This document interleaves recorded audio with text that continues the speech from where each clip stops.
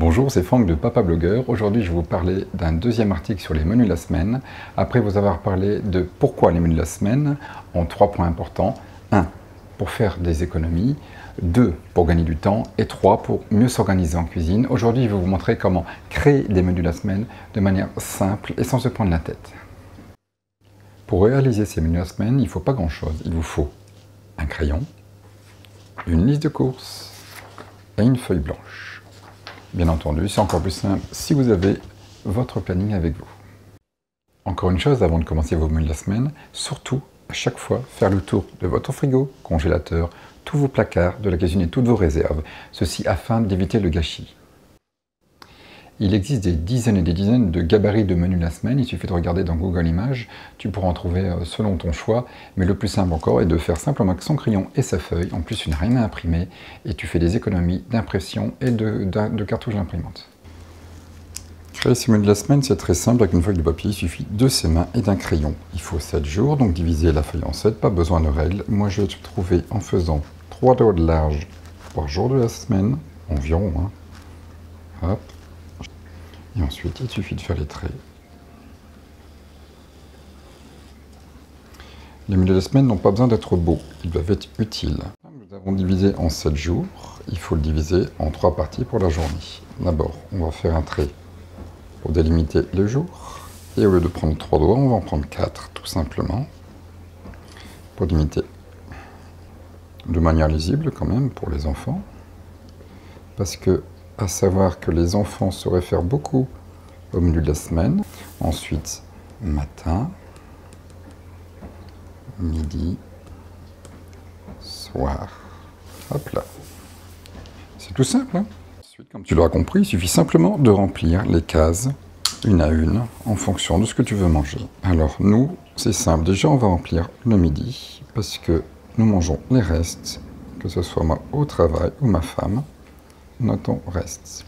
Je note ensuite mes habitudes. Je me réfère, comme je le disais tout à l'heure, au calendrier. Le mardi soir, les courses au drive, donc un menu pas trop compliqué. Le samedi soir, soirée DVD en famille, donc on va faire quelque chose qui plaît à tout le monde. Généralement, c'est là qu'on va taper les snacks faits maison. Bon, dans l'hypothèse, par exemple, disons que le dimanche midi, nous sommes invités en famille. Je vais mettre famille, comme ça, je n'ai pas à remplir le menu. Ajoutons par exemple ici un rendez-vous médecin, j'invente, mais ça pourrait être possible. Je sais aussi ici que ce menu-là ne doit pas être trop compliqué. Maintenant, on va s'attaquer au petit déjeuner. Je change tous les jours pour que ça soit du varié et éviter toujours de manger la même chose. Le lundi, par exemple, on va mettre un porridge, très facile à faire, avec des fruits.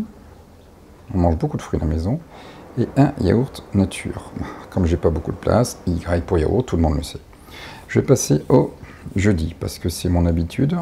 Je vais faire un bowl cake. Toujours avec des fruits. Je vais m'attaquer au plat maintenant, par exemple le mercredi. Le mercredi midi, quand ma femme gère les enfants, on va faire assez simple, on va faire des pâtes, pourquoi pas. Donc on revenait le lundi soir. On avait dit, par exemple, dans notre exemple, qu'il y avait un rendez-vous de médecin. Donc c'est pareil, on va pas faire trop compliqué, on va faire du riz, poisson. J'ai oublié de vous dire, les desserts, en fin de compte, on fait généralement la même chose dans la semaine. Le lundi, on met yaourt, ça va plus vite de le mettre tout de suite. Le mardi, fruits.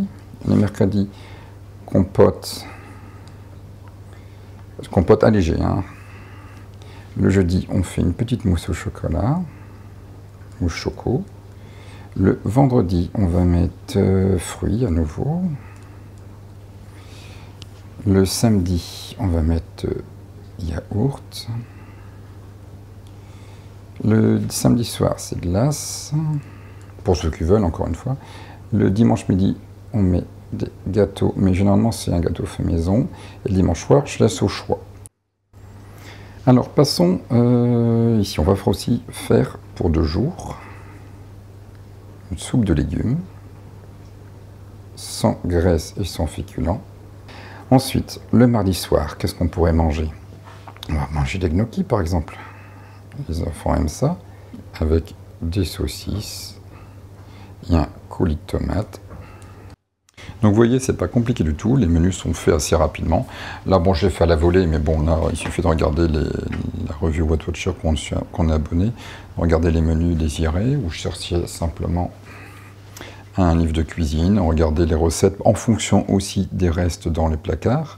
C'est ce que je vous disais au début, c'est pas la peine de refaire une liste de courses pour tout ce que vous avez. Il faut d'abord savoir ce qui vous reste. Ensuite, vous adapter, soit de tête ou simplement cherchant les recettes sur Internet ou dans tous vos livres. Donc le menu de la semaine vit, il n'est pas statique, et une fois qu'il est terminé, il suffit d'aller l'épingler sur le frigo avec 2-3 magnettes, et le tour est joué, vous n'en avez pas eu pour très longtemps. C'est bon, votre menu est terminé, maintenant il ne reste plus qu'à faire les courses. Bien entendu, en respectant à fond votre liste des courses pour éviter un dépassement de budget, c'est surtout le but des menus de la semaine, et d'éviter le gâchis. Si vous avez aimé cette vidéo, n'hésitez pas à cliquer sur le pouce, là juste en dessous, vous abonner et partager cette vidéo à vos amis. Merci beaucoup. Au revoir.